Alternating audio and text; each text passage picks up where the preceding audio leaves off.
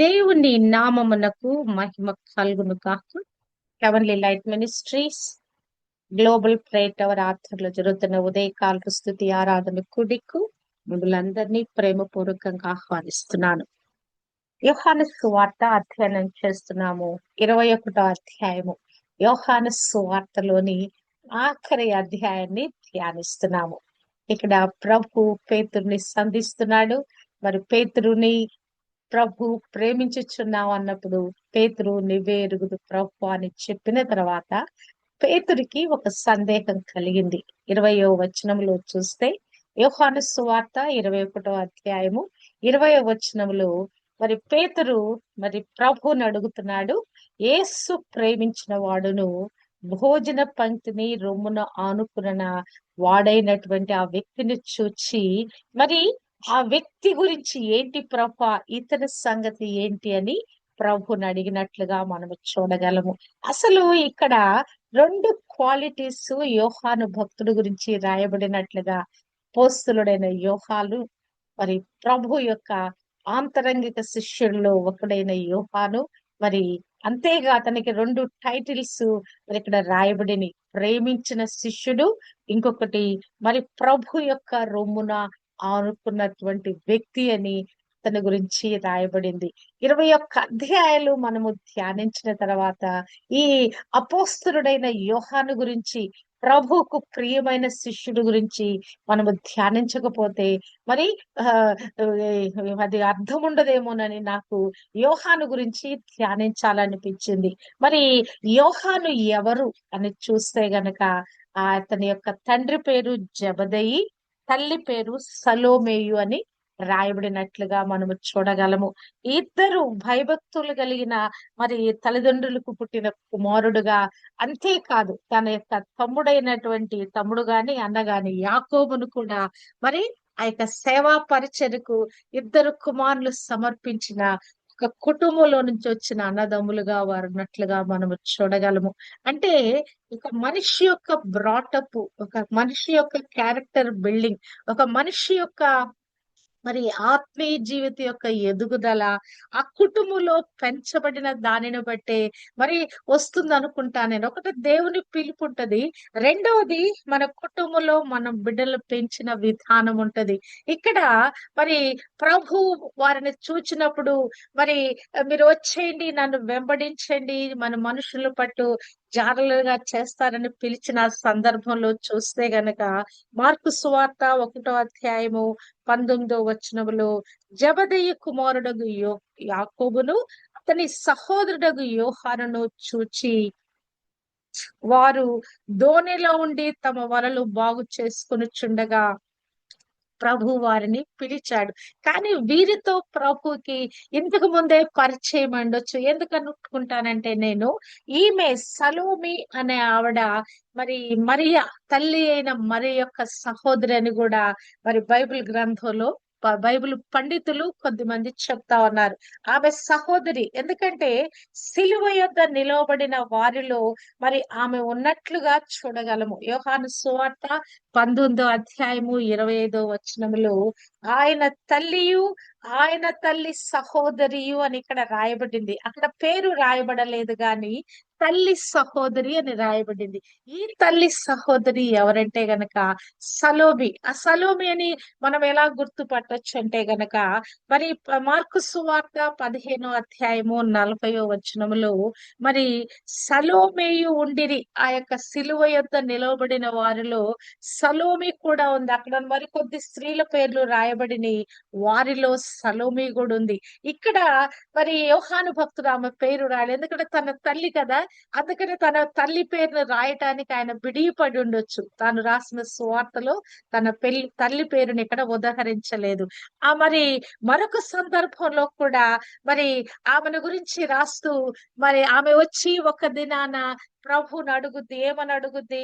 అయ్యా నీ కుడి ప్రక్కన ఒకరిని, నాకు నీ ఎడమ ప్రక్కన ఒకరిని కూర్చోండి కూర్చుండనివ్వు అని అడిగిన సందర్భంలో కూడా జెబెదయి కుమారుల తల్లి అని అక్కడ యోహాను భక్తుడు రాశాడు. తన తల్లి పేరును అక్కడ కూడా రాసినట్లుగా మనము చూడము. జెబెదయి కుమారుల తల్లి అంటే జెబెదయి యొక్క భార్య, వారిద్దరికి పుట్టిన కుమారులని అక్కడ ఆ సీక్వెన్స్ లో ఆయన రాశాడు గాని తల్లి పేరును అక్కడ రాయలేదు. కానీ ఈమె యొక్క ప్రభావము కుమారుల మీద ఎంతగానో ఉన్నట్లుగా మనము చూడగలము. ఆమె యొక్క జీవిత విధానం చూస్తే మరి ఆ మార్కు సువార్తలో రాయబడిన మాట, మరి వారట మరి ప్రభువుని 15వ అధ్యాయము 41వ వచనములో ఆయన గలీలయలో ఉన్నప్పుడు వీరాయనను వెంబడించి ఆయనకు పరిచారము చేసిన వారు, అంటే సిలువ దగ్గర ఆ నిలబడినటువంటి ఆ స్త్రీలు ఎవరు అంటే గనక ప్రభుని మరి వెంబడిస్తూ గలిలయలో ఆయనకు పరిచర్య చేసిన వారంట. ప్రాముఖ్యంగా మగ్దలేనే మరియ పేరు వినపడుతుంది గాని ఆమె టీం మెంబర్స్ ఉన్న వారి పేరు అంతగా వినిపించదు మనకి. కానీ ఆ టీంలో ప్రభువుకు పరిచర్య చేసిన వారి గుంపులో ఇక్కడ సలోమి కూడా ఉన్నట్లుగా చూడగలము. అంటే ఆమె ఒక బంధురాలుగా ఉంటుంది. దానికి మించి దేవుని యందలి భయభక్తులు కలిగిన ఒక స్త్రీగా, అంతేకాదు ప్రభుని వెంబడించిన వ్యక్తిగా, ప్రభుకి పరిచర్య చేసిన వారిలో ఉన్న వ్యక్తిగా మనము చూడగలము. అంతేకాదు కుమారులను దేవుని యందలి భయభక్తుల్లో పెంచిన వ్యక్తిగా మనము చూడగలము. అంతేకాదు సేవా పరిచర్య కొరకు తన ఇరువురి కుమారులను దేవుని కొరకు సమర్పించిన వ్యక్తిగా మనము చూడగలము. అవునా కాదా? యవనస్తులైన కుమారులు, ఇంటికి గొప్ప ఆదాయాన్ని తీసుకొచ్చే మగపిల్లలు, మరి ఇద్దరు కూడా దేవునికి సమర్పించాలంటే కదా, మరి చేతికి అందొచ్చారు. ఆ పిల్లలు, మగపిల్లలు చేతికి అందొచ్చారు. తమ బాధ్యతలు తీసుకుంటారు. ఆ కుటుంబ పోషణ విషయంలో మరి వాళ్ళు హెల్ప్ చేస్తారు. అవునా కాదా? మరి అటువంటి సమయంలో పిల్లలని మరి దేవునికి సమర్పించడంటే ఎంత కష్టమైన పని. కానీ ఆమెకు ప్రభు మీద ఎంత గురి అంటే గనక ఆయన నిశ్చయంగా పరలోకం వెళ్తాడు. తండ్రి కుడి పార్శ్వాన ఆయన ఆసీనుడవుతాడు. మరి కాబట్టి ఆయన మరి యొక్క సరసన నా కుమారులు ఇద్దరు ఉండాలని ఎంత గొప్ప అభిలాష కలిగిన వ్యక్తో చూడండి సలోమి. నిజంగానే మన పిల్లలు పెంచే విధానంలో దేవుని కొరకు వారిని సమర్పించే విధానంలో వారిని ఎంత గొప్పవారిగా మనము చూడాలని అభిలషించాలంటే అలాగున ప్రభు యొక్క కుడి వైపున ఎడమ వైపున ఉండేవారిలాగా మన బిడ్డల విషయంలో కూడా మనం అభిలషించాలండి. ఎంత మరి ఆ శ్రేష్టమైన కోరిక చూడండి. మన పిల్లల కొరకు చాలా చాలా ఆశపడతాము. అది కావాలి, ఇది కావాలి, మా బిడ్డలు ఎంత ఉన్నత స్థితికి వెళ్ళాలి, ఇంకా లోకంలో చాలా వాటి గురించి మనం ఆలోచిస్తాము. వారి కొరకు చేయటానికి మనం చేతనన్నంతగా ప్రయాస పడతాము. కానీ ఈమె యొక్క అంతర్దృష్టి చూచినట్లయితే ఏకా వాళ్ళు ఏకంగా ప్రభు యొక్క ఆ యొక్క మరి ఆ పునరుద్ధానములో ఆ తండ్రి కుడి పార్శ్వన ప్రభు వారికి ఆసీనుడైనటువంటి ఆ స్థానములో తన కుమారులు కూడా ఉండాలని ఆమె ఆశపడతా ఉన్నది. ఆశ పడటమే కాదు, దానిని డైరెక్ట్ గా ప్రభు దగ్గరకు వచ్చి అడుగుతా ఉంది. నా కుమారులు ఈ స్థానములో ఉండాలయ్యా అని ఆమె అడుగుతా ఉన్నది. అంటే చూడండి, ఆమె ఆశ, ఆమె అభిలాష ఎంత తీవ్రంగా ఉందో. ప్రభు దగ్గరికి వచ్చి అడిగేంతగా ఆమె ఎంతగా తన కుమారుల గురించి ఆమె ఆలోచించిందండి. మనము కూడా మన బిడ్డల ఎడల వారు ఖచ్చితంగా మరి ప్రభు ఆ ప్రభు యొక్క సింహాసనములో కూర్చుండే వారిగా వారిని మనము ప్రోత్సహించాలి. ప్రభు ఒక వాగ్దానం దయచేశాడు మనందరికీ. ప్రకటన గ్రంథము 3వ అధ్యాయము 20వ వచనములో జయించు వారికి నా సింహాసనం ముందు కూర్చుండే కృపను దయచేస్తాను అన్నాడు కదా. ఆయన తండ్రి కుడి పార్శ్వన ఆసీనుడై ఉన్నాడు.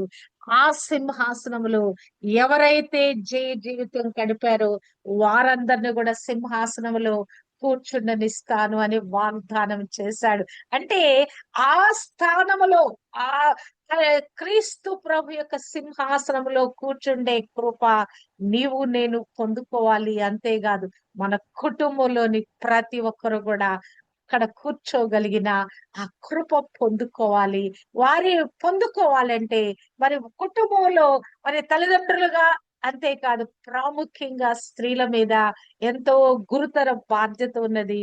వారిని తమ యొక్క బిడ్డలను పెంచే విధానంలో ఈ కుమారులిద్దరు కూడా ఒక పేరుందండి. యోహాను యాకోబుకి ఒక ప్రత్యేకమైన పేరు ఉంది. మార్కు సువార్త 3:17లో చూస్తే వీరిద్దరికి ఆయన బోయనేర్గస్ అను పేరు పెట్టెను. బోయనేర్గస్సు అనగా ఉరిమెడు వారని అర్థము. హల్లెలూయా.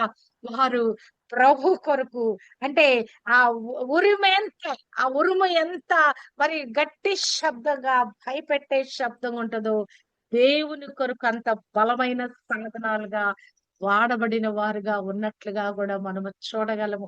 నిజంగానే ఆ తల్లి వారిని పెంచిన విధానము మరి తండ్రి యొక్క పాత్ర కూడా ఉండి ఉండొచ్చు. మరి ఆయన పేరు పదే పదే జబదయి జబదయి కుమారులు జబదయి కుమారులని రాయబడిందంటే ఆయన కూడా మరి దేవుని యందలి భయభక్తులు కలిగిన వ్యక్తి అయి ఉండొచ్చు. లేకుంటే ఆయన పేరు పరిశుద్ధ గ్రంథంలో లిఖించబడదు కదా. ఒక కుటుంబము మరి క్రీస్తు కొరకైన కుటుంబము, భయభక్తులలో ప్రభుని సేవించే కుటుంబము, తమ బిడ్డలను ప్రభు సేవ కొరకు అంకితం చేసిన కుటుంబము, వారు మరి ప్రభు కొరకు హతసాక్షులయ్యేంతగా వారి వెనక ఉండి ప్రేరేపణిచ్చిన మరి తల్లిదండ్రులుగా మనం చూడొచ్చు. యాకోబు మొట్టమొదటి హతసాక్షిగా తను మరి ఖడ్గము చేత చంపబడ్డాడు. మరి ఈ యొక్క యోహాను గురించి అయితే గనక ఈ మధ్య ఒక వీడియో చూశాను. ఆయన తీసుకెళ్లి ఆ వేడి ఎంత నూనె బాయిల్ అయిపోయి పైకి పొగలొస్తున్నాయంటే అసలు అందులో తీసుకెళ్లి ఆయన పడేస్తారు గాని చక్కగా ఆయన దాంట్లోంచి లేచి నిలబడతా ఉన్నాడు. అబ్బాబా! అసలు ఎంత అభిషేకము కలిగిన వ్యక్తి, ఎంత అసలు దేవునిలో మరి ఆ లోతైన అనుభవంలోకి వెళ్ళిన వ్యక్తో యోహాను. హల్లెలూయా. ఆ పద్మాసు దీపంలో ఆయన విడిచిపెట్టాడంట. కానీ అక్కడ కూడా ప్రభు యొక్క ప్రత్యక్షతను మరి పొందుకొని ప్రభుని కనులారా చూచి ఆయన మహాత్యాన్ని చూచి మా యొక్క క్రైస్తవ లోకానికి ప్రకటన గ్రంథాన్ని మరి ఆయన ద్వారా దేవుడు అనుగ్రహింప చేశాడు. అంటే అంతగా దేవుని యందలి భయభక్తులు నిలిపేటువంటి, ప్రభుని వెంబడించేటువంటి, ప్రభు కొరకు హతసాక్షులైనటువంటి ఆ కుమారులను కన్న ఆ తల్లి సలోమి ధన్యురాలు. హల్లెలూయా. ఇప్పుడు ప్రభు ప్రేమించిన శిష్యుడు అనేటువంటి యొక్క యోహాను గురించి మనము చూస్తే ఈ ప్రభు ప్రేమించిన శిష్యుడని 6 సార్లు రాయబడిందండి బైబిల్ గ్రంథంలో. ఒక సందర్భంలో ఈయన ప్రభును ప్రేమించిన శిష్యుడని రాసలేదు కదా. యోహాను సువార్త 13:23లో మరి యోహాను 19:26లో ఇప్పుడు మనం చదివినట్లుగా యోహాను మరి 20వ అధ్యాయము 2లో, 21వ అధ్యాయము 7లో, 21వ అధ్యాయము 20లో మరి ఇట్టి విధంగా 6 సార్లుగా ఆయన ప్రేమించిన వాడు అని మరి ప్రభు ప్రేమించిన వాడు. హల్లెలూయా. ప్రభు లోకంలో అందరినీ ప్రేమిస్తున్నాడండి. అదే కదా దేవుడు లోకమును ఎంతో ప్రేమించునని రాయబడింది. కానీ ఇక్కడ ప్రత్యేకంగా తన శిష్యులలో ఒక వ్యక్తిని ప్రభు ప్రత్యేకంగా ప్రేమిస్తున్నాడు. 12 మంది ఉన్నారు. మరి యొక్క పేతురు కూడా ఉన్నాడు. కానీ మరి ఇక్కడ యోహాను గురించి రాయబడిన మాట ప్రభువు ప్రేమించిన శిష్యుడు. హల్లెలూయా. అంటే ప్రభువుని ఎంతగా అర్థం చేసుకున్నాడో యోహాను. ప్రభు కనుసన్నల్లోనే మెదులుంటాడండి. ప్రభు చెప్పింది తూచా తప్పకుండా చేసి ఉంటాడు. ప్రభు మాట చెప్పక ముందే ఆయన అవసరాలు ఆయన మరి తీర్చుంటాడు కదా. కలిసి కుటుంబంలో కాపురం చేస్తున్న విధానంలో ప్రభుకి శిష్యుడుగా మరి ఏమి కావాలో మరి అన్ని ఎరిగిన వాడై మరి అతను పరిచర్య చేసి ఉండొచ్చు. అంతేకాదు ప్రభుని క్షుణ్ణంగా అర్థం చేసుకున్న వాడై ఆ యొక్క లేఖనాలను మరి పరిశీలించిన వాడే కదా. మరి ఆయన మనం ధ్యానించిన సిలువ ధ్యానాల్లో మనము చూస్తే ఎన్ని మాటలు లేఖనములలో రాయబడిన విధంగా ప్రభుని ఈ విధంగా సిలువ వేసిరి, ఆయన వస్త్రములు చీట్లు వేసి పంచుకున్నారు, ఆయనకి ఇట్టి విధంగా దాహమైంది కదా. రకరకాల ప్రవచనాలు ఎత్తిపట్టి యోహాను భక్తుడు రాస్తాడు. అంటే ధర్మశాస్త్రము కూడా బాగా ఎరిగిన వాడుగా మనం అనుకోవచ్చు. అంటే ఆ పెంచబడిన విధానములో మరి ఆ యొక్క ధర్మశాస్త్రాన్ని కూడా అవపోసన పట్టించారు ఆ తల్లిదండ్రులు. చూడండి ఎంత స్ట్రాంగ్ పునాది ఒక యోహానులో వేయబడిందో. ప్రభుని అంతగా అంటు కట్టుకున్న వ్యక్తిగా 15వ అధ్యాయంలో రాయబడినట్లుగా మరి తీగ ద్రాక్షవల్లిలో ఎలాగున అంటు కట్టబడాలనే అనుభవంలోకి యోహాను వెళ్ళి ఉంటాడు. అందుకే అక్కడ ద్రాక్షవల్లి తీగ, తీగగా తాను క్రీస్తులో ఎలాగున ఫలించాడు అనేటువంటి ఆ సొంత అనుభవంలో నుంచి ఆయన రాసి ఉండొచ్చు. అసలు ప్రభు ఏమై ఉన్నాడు అనేటువంటి అటువంటి ఆ యొక్క కంప్లీట్ గా అవగాహన కలిగిన వాడే ప్రభు నేనే వెలుగును, నేనే జీవాన్ని, నేనే మార్గాన్ని, నేనే గొర్రెలకు మంచి కాపరిని, నేనే వెలుగును అని ప్రభు, నేనే పునరుద్ధానమును అని చెప్పిన మాటలన్నీ కూడా ప్రభువు మాటలను తన సువార్తలో పొందుపరచడంలో ప్రభుని ఎంత క్షుణ్ణంగా అర్థం చేసుకున్నాడో మనం చూడవచ్చు. మిగతా సువార్తలలో రాయబడినటువంటి అద్భుతాలు కూడా మరి యోహాను శిష్యుడైన యోహాను మరి ఇక్కడ రికార్డ్ చేసినట్లుగా కూడా మనము చూడగలము. అంటే తన్ను తాను ఒక ప్రత్యేకమైన వ్యక్తిగా, మిగతా శిష్యులలో ఒక ప్రత్యేకమైన వ్యక్తిగా, తాను రాసిన సువార్తలోని విషయాలు కూడా ఒక ప్రత్యేకమైన రీతిలో రాసి తన ప్రత్యేకతను చాటుకున్నవాడుగా, నిజంగా ప్రభు ప్రేమించిన శిష్యుడు అనే మాట. అంతేకాదు రొమ్మ అనుకున్న శిష్యుడు అంటే ప్రభు యొక్క హృదయము, ప్రభు యొక్క మనస్సు ఎరిగిన వాడుగా, ప్రభు ఏమై ఉన్నాడో కంప్లీట్ గా ఎరిగిన వాడుగా, ఈ పదానికి అర్హుడుగా ఈ యొక్క శిష్యుడైనటువంటి యోహాను, ప్రభువు ప్రేమించిన శిష్యుడైన యోహాను ఉన్నట్లుగా చూడగలము. అతని పేరుకు అర్థము చూస్తే గనక గాడ్ ఈజ్ మర్సిఫుల్, దేవుడు దయగలవాడు అనే పేరుకు అర్థం కలిగిన వ్యక్తిగా మనము చూడగలము. అంటే ప్రభుతో ఎంతో సన్నిహితమైన మరి ఆ యొక్క అనుబంధం కలిగిన వాడుగా మనము చూడగలము, సాన్నిహిత్యము కలిగిన వాడుగా. అంతేకాదు ప్రభుని ఎంతగానో ప్రేమించిన వాడుగా, ప్రభు ప్రేమించాడు అనేది ప్రభు చేత పిలువబడిన వ్యక్తిగా ఉన్నాడు. కానీ ఇక్కడ ప్రభుని ప్రేమించాడు గనక మరణాన్ని సహితము లెక్క చేయక ఆ యొక్క శిలువ దాకా వెళ్ళిపోయాడండి. ఎవరినైనా మనం ప్రేమిస్తే మరి దాదాపుగా మన ప్రాణాలు పెట్టడానికి, ప్రాణం పెట్టేంతగా వారికి మనము ఏదైనా చేయటానికి మనం ప్రయాసపడతాం. వారికి ప్రాణాపాయం కలిగినప్పుడు మన ప్రాణాలు అడ్డు వేయటానికి కూడా చాలా సార్లు ప్రయత్నిస్తాం. అంటే ప్రాణాలు ఇవ్వలేము కానీ ప్రయత్నం మనము చేస్తాము. ఇక్కడ ప్రభుని అంత ఘోరంగా సిలువ వేస్తున్నారు.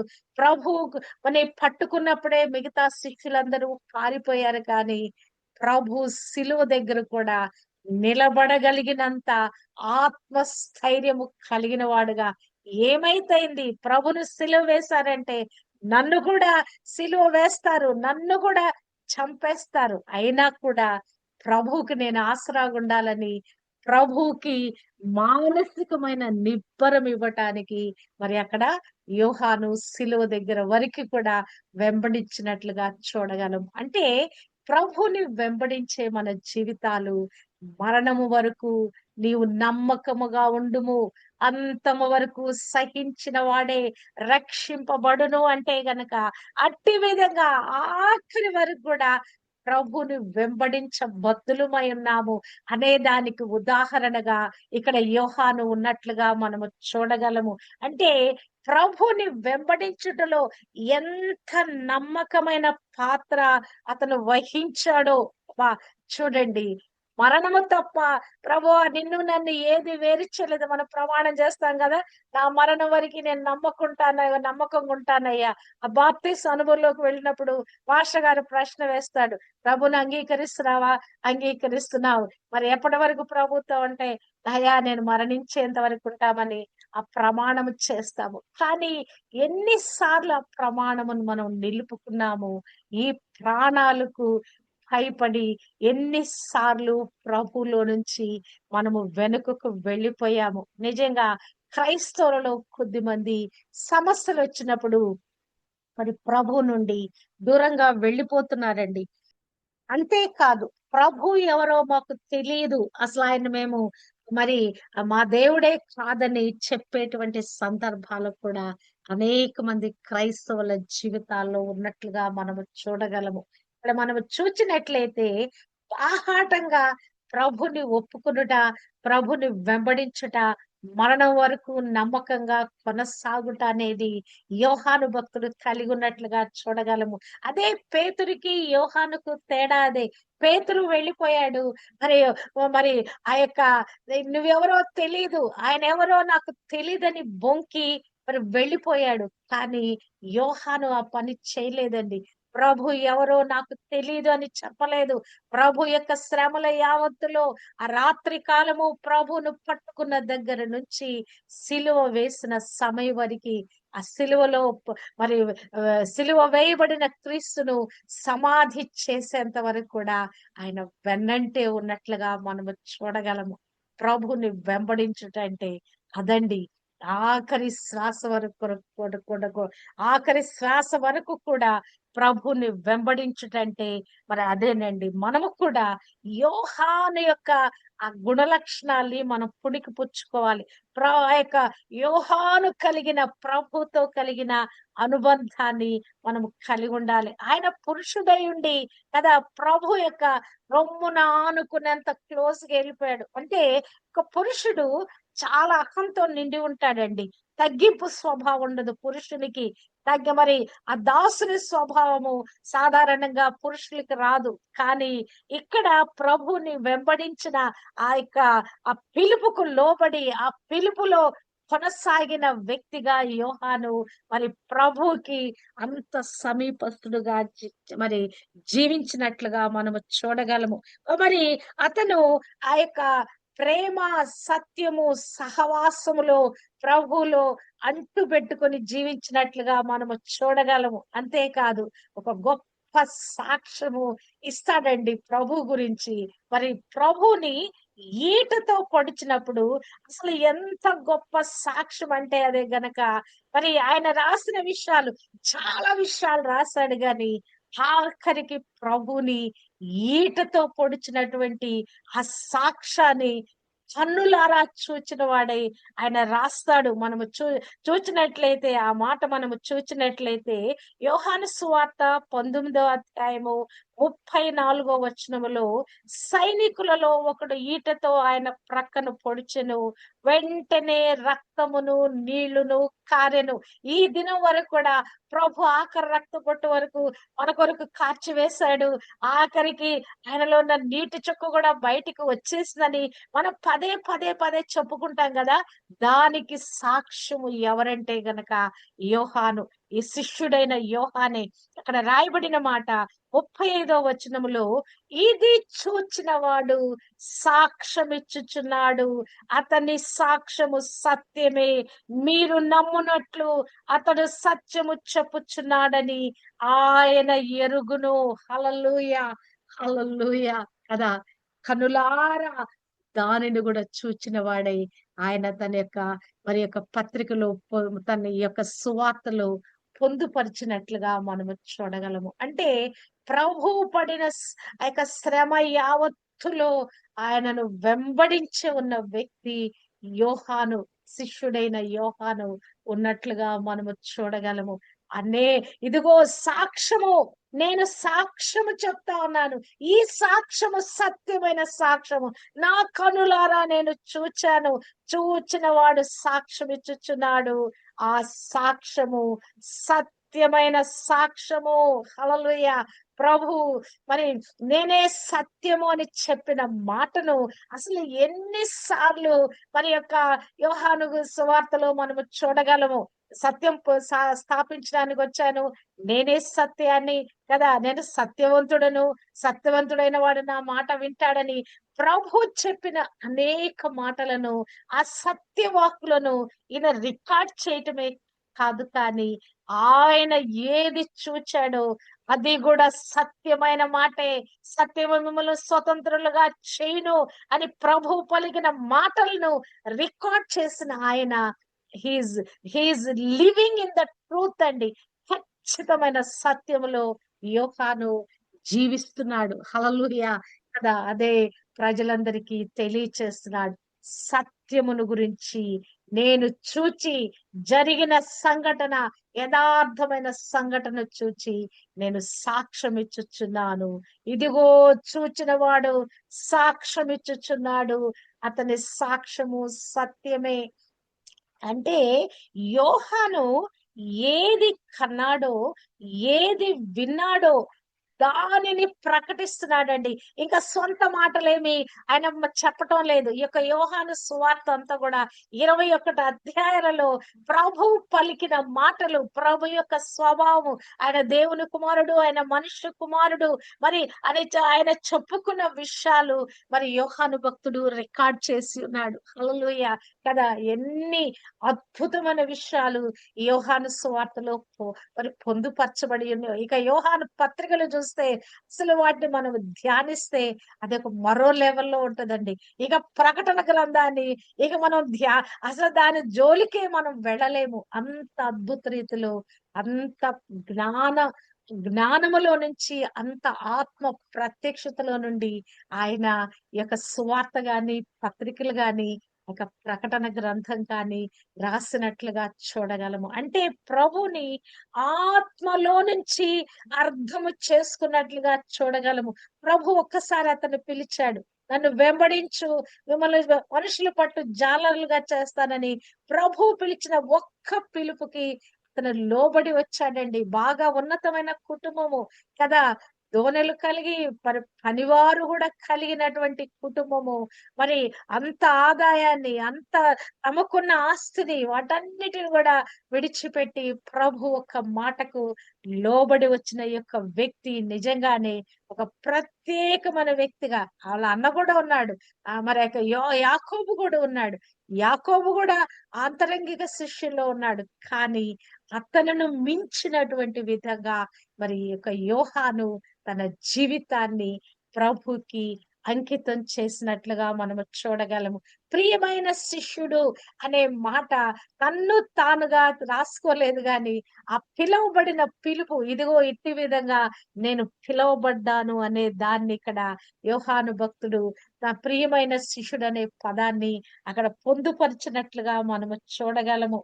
అంటే ఇక్కడ ప్రభు ఎంతగా అతన్ని ప్రేమించాడంటే, ఎంతగా నమ్మాడంటే, నా వెంట వస్తాడు అని ప్రభు అతని ప్రేమను గుర్తెరిగిన వాడే ప్రభు ప్రేమించిన శిష్యుడు అనే పదాన్ని మన కొరకు రాయించాడండి. అంటే మనలో కూడా ఒక ఆసక్తి కలగాలని, అంటే మనము కూడా ప్రత్యేకంగా మన పేరు పెట్టి, ఆమె ప్రభుని ప్రేమించే వ్యక్తి, ప్రభు కొరకు జీవించిన వ్యక్తి, ప్రభు కొరకు త్యాగం చేసుకున్న వ్యక్తి, ప్రభు కొరకే మరి తన యొక్క జీవిత యావత్తును కూడా సమర్పించుకున్న వ్యక్తి అని మన గురించి కూడా చెప్పబడటానికి మరి యోహాను ఇక్కడ మరి సాదృశ్యం ఉన్నట్లుగా మనము చూడగలము.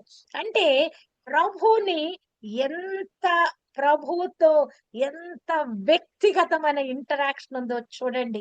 ప్రభుని నమ్మటం, ప్రభుని వెంబడించటం, వాక్యం చదువుకుంటా కాదు. ఒక మమేకమైన వ్యక్తిగా నేను తండ్రి ఏకమై ఉన్నాము. మరి మాలో మరి అందరూ కూడా ఏకము కావాలని ప్రభు 17వ అధ్యాయంలో చేసిన ప్రార్థనను ఇక్కడ యోహాను మొదటి యోహాను పత్రిక మొదటి అధ్యాయంలో ఎంతో చక్కగా ఈ మాటలను మరి ఆయన పలుకుతాడండి. ప్రభు ఉద్దేశించిన ఉద్దేశము ప్రభు ఎలాగున తండ్రి నేను ఏకమై ఉన్నాము, నాతో పాటు మరి నా శిష్యులందరూ కూడా ఏకమై ఉండాలి. అంతేకాదు వారితో పాటు ఎవరెవరు ఈ సువార్త వింటారో మరి వారందరూ కూడా మరి మాలో ఏకమై ఉండాలని ప్రభు యొక్క అభిలాషను మరి ఇతను అర్థం చేసుకున్న వాడే. మరి తండ్రి కుమార పరిశుద్ధాత్మ త్రియేక దేవునితో ఇతను అంటూ కట్టబడిన వాడే, మమేకమైన వాడే. ఇక్కడ ఒక మాట రాస్తున్నాడు. 1 యోహాను పత్రిక 1వ అధ్యాయము 1వ వచనములో 3వ వచనములో మనము చూస్తే, మాతో కూడా మీకును సహవాసము కలుగునట్లు మేము చూచిన దానిని వినిన దానిని మీకు తెలియచేయుచున్నాము. మన సహవాసం అయితే తండ్రితో కూడాను ఆయన కుమారుడైన యేసు క్రీస్తుతో కూడాను ఉన్నది. హల్లెలూయా. ఇక్కడ సహవాసము, ఆ ఫెలోషిప్, ఆ ఇంటిమసీ, ప్రభుతో మమైకమైన స్థితి గురించి ఇక్కడ యోహాను భక్తుడు మాట్లాడుతున్నాడు. మాకు మాకు దేవునితో సహవాసం ఉంది, మేము ఆయనను పొందుకున్నాము, ఆ జీవము ప్రత్యక్షమైంది, ఆ యొక్క నిత్య జీవాన్ని మేము చూచాము, ఆ జీవము గురించి మేము సాక్ష్యం ఇస్తున్నాము, దానిని మీకు తెలియపరుస్తున్నామని చెప్తూ, మాతో కూడా మీరు కూడా ఈ సహవాసంలో రావటానికి మేము చూచిన దానిని వినిన దాన్ని తెలియచేయటమే కాదు, మన సహవాసము తండ్రితో కుమారుడితో ఈ సహవాసం కలిగి ఉండాలని, ఈ సహవాసానికి మిమ్మల్ని పిలుస్తున్నాను. ఈ సంగతులు మన యొక్క సంతోషము పరిపూర్ణమగుటకై ఈ సంగతులను వ్రాయిచున్నామని ఇక్కడ మరి యోహాను భక్తుడు ఇక్కడ రాసినట్లుగా మనము చూడగలం. అంటే తను ఎంతగా ప్రభులో లీనమయ్యాడో, ప్రభులో ఏకమయ్యాడో, ప్రభులో మమేకమయ్యాడో, ఆత్మలో ప్రభుతో కలిసిపోయాడు కదా. అట్టి విధంగా ఆయనను విశ్వసించి వెంబడించే వారందరూ కూడా అదే స్థాయికి వెళ్ళాలని ఆయన పిలుపిస్తున్నట్లుగా మనము చూడగలము. ప్రభుని అర్థం చేసుకొని ప్రభుతో కలిసి జీవించి ప్రభుని వెంబడించి ప్రభు కొరకు ప్రాణాలు అర్పించిన యోహాను భక్తుని జీవితం వలె మరి ఈ దినమున్న క్రైస్తవుల జీవితము అట్టి విధంగా ఉండును కాక.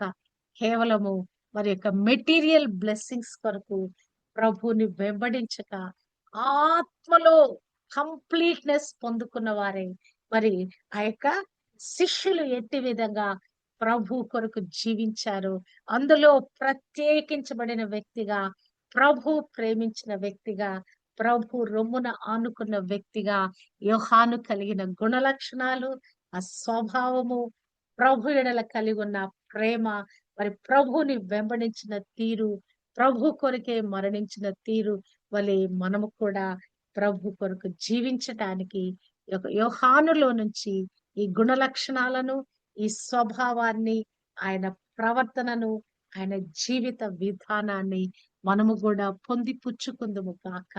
అట్టి విధంగా జీవించటానికి దేవుడు తన కృపను మనకు అనుగ్రహింప చేయును కాక. ఆ తల్లి పెంపకంలో అతను ఎలాగూ ఎదిగాడో అటువంటి విధంగా మరి ఆ తల్లి వలె మనము కూడా సలోమి వలె మన బిడ్డలను అట్టి విధంగా పెంచుదుము గాక. ప్రభు కొరకు సాధనాలుగా ప్రభుకు సమర్పించుదుము గాక. తల్లులైన వారందరికీ ఈ కృప దేవుడు దయచేయును గాక. ప్రభును వెంబడిస్తున్న శిష్యులుగా కొనసాగుతున్న వారందరికీ ఆ 5 fold మినిస్టర్ ఉన్న ప్రతి ఒక్కరికి యోహాను యొక్క కృప అనుగ్రహించబడును గాక. దేవునికే మహిమ కలుగును గాక.